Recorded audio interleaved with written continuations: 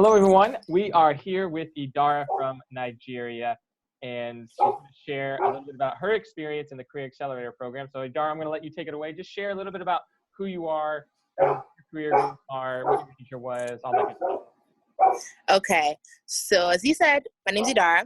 I'm Nigerian, so I just graduated FIU with a degree in biology, so I'm a biologist now. Look at me, all sciencey. And what else about me? I want to go to medical school in the fall. I actually got accepted, so I'm definitely going to go to medical school. And my long-term goal is to be a medical examiner. That means I want to do autopsies, I want to diagnose diseases because I'll be a pathologist and all that good stuff. So yeah.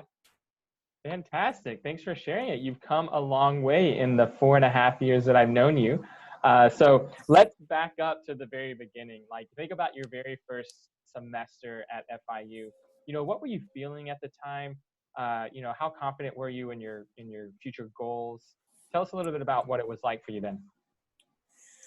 I think that it was very different than it was like my second, third, and fourth years in school. Because when I was going to college, I think the thing that I focused on mostly was just academics and doing the best that I could doing that. Like, I wasn't really thinking about the other aspects of higher education, like having to do things for my career and other sorts of things like that. So I wasn't shadowing, I wasn't thinking of volunteering. I was just like, you know what, I just want to go to school and get my degree. And that was it the first year. And that slowly changed as expectations became known, right?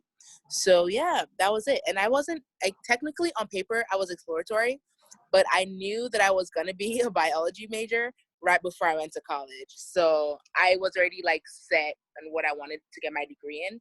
And at the time I was focusing mostly on school and I wasn't really doing much for my career outside of school.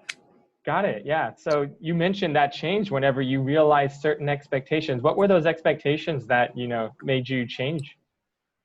I think just talking to people that knew about the field I wanted to get into and talking to people that were already in the field. So having expectations about volunteering and shadowing and all that sort of stuff. And then asking you, like, people were asking me, like, why do you want to be a doctor? And thankfully I knew because I've been thinking about it, but I didn't know like that was an expectation. Like when I was going to college, I thought, okay, I'm going to go to college, get good grades, I'm going to take the MCAT, and then I'm going to go to medical school because I got good grades. I wasn't thinking about the other things like research and shadowing and volunteering and other things that were expected of me by people in medical school and people that medical school admissions and people who are in the field already. Does that make sense? Absolutely. Makes total sense. Yeah. So you started doing things, started shadowing, and eventually you participated and completed in the Career Accelerator program. So tell us a little bit about how you heard about it. How did you first hear about the Career Accelerator and what drew your interest and why did you decide to participate? Well, I like to learn. I think so. When I learned about the Career Accelerator program, I'm going to say CAP because that's a tongue twister. That's really long. So when I learned about CAP, I was like, oh, this sounds good. I'm going to learn new stuff and let's go. So I think when I started doing CAP, I forgot the person who was running CAP, but the first day they were talking about, what do you think your career is going to look like in 10 years? I was like, oh, that's cool. So I kept going back. And then when you started doing it, it was like the same thing. I just like to learn. And when I heard about it, I was like, you know what? It's a learning experience. I'm going to go and try it out and see what it's about. So that's how I heard about CAP and how I got involved in CAP. Got it. And so you joined because you really wanted to learn some things, maybe about yourself. Tell us a little bit about, some of the most valuable things that you learned out of your experience in the Career Accelerator. I think it depends on what level I'm thinking on, because the most valuable thing about CAP was the reiteration that if you put work into something, you can gain out of it no matter what it is, right? So one thing that I really learned was thinking about what I wanted and who I was and why I wanted the things that I wanted so that I can set good career goals for myself. Because it was like mostly deciding what was important to me. And then when I set those career goals, then finding out the barriers to those goals and then overcoming those. So I think that's like very big picture what CAPS did for me particularly, right? Mm-hmm. So, and I Yeah. think this is like a lot of the what's the word I'm looking for? Another projects, the little things that we do, the meetings that we hold. What are those called? Yeah, What would you little call them? activities and tasks Yes. that you do in the sessions. Yeah. The sessions, a lot of them were like that for me. Like the first one that I really, really remember was the being a good listener. That was like one of the first CAP sessions that we did. And it was a simple activity. Just listen to somebody for 2 minutes and be present. So that was the first time I heard about it, but I kept hearing about it like different times over the course of my life because that was a really important lesson. But it was just a 2-minute activity, but I do practice it every day. And so it became more meaningful and more useful to me across my life. And I think like the other aspects, like there's like another project or session that we did that was like discovering your drama. You know it, I know it. That's my favorite one. That was great.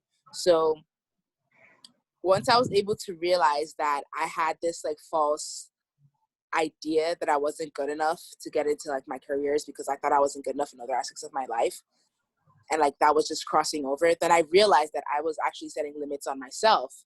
And so I was able to then like shake it off and start sending out my resumes to a bunch of different people and calling people and asking for opportunities.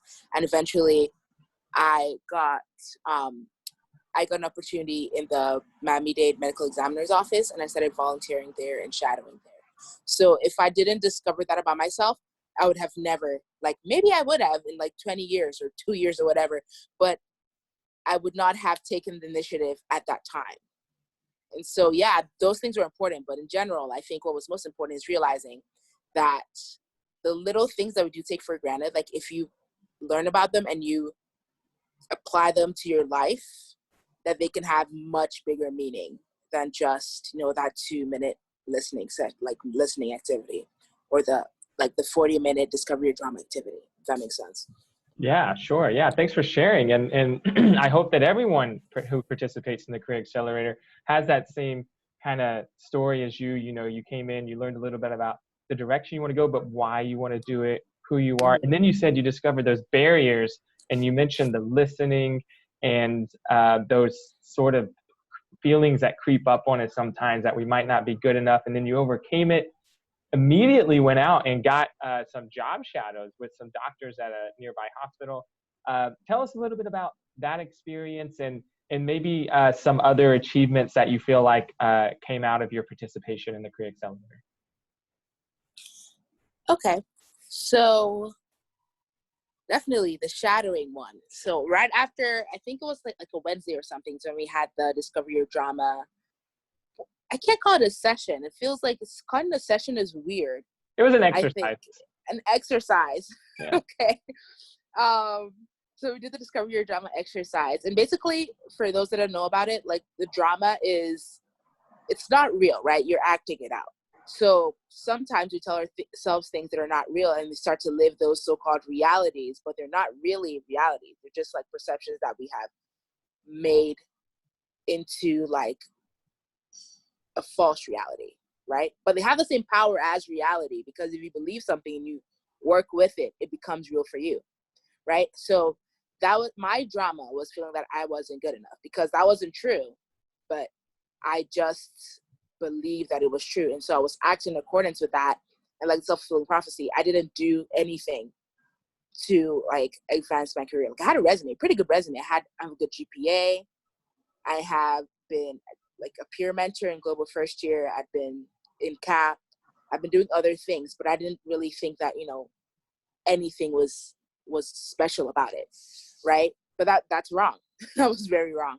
So on Wednesday, we talked about that, and then I came to the conclusion that, if that's my drama, I can step out of that and actually create a different perception and be like, yeah, you are good enough. And so I did that.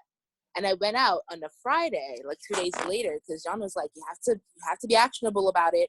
And so I put it in my schedule. And on Friday, I went out and started sending a bunch of resumes to people. And I called doctors from around. Like Miami-Dade Medical Examiner's office is 45 minutes away. So I started calling people from about a mile away to that far away. So I had called a lot of people, and I sent emails, and I had bothered people. I did not mind. And so eventually, and I kept calling, I called different doctors in the medical examiner's office. And then one of them, I was like, please call me back. I've called you like 100 times. And I literally said that, please, please, please. And he did call me back. And he was like, oh yeah, I don't mind. You can come shadow me. So I did. And I did. And it was like, again, 45 minutes away. So it took how many people not calling me back and how many people saying no. I even called up to Broward. And they were like, yeah, we're not going to do that. Because we don't have the time. But, you know, so I didn't give up, and I kept doing it. Then I got 2 shadowing opportunities because I shadowed another doctor who was amazing, and he's great and really smart by the same means. But this took me like about 2 months, but it was me continually believing that, okay, you are good enough, despite the first like 4 people or 5 or 50. I lost count how many people I called. Great. Yeah. Thanks for sharing that. Earlier, you mentioned that one thing you really got out of CAP was that if you put work into something, you can get some results out of it. And this is a great story, great example of that. It took you 40, 50, maybe we lost count on how many people you contacted.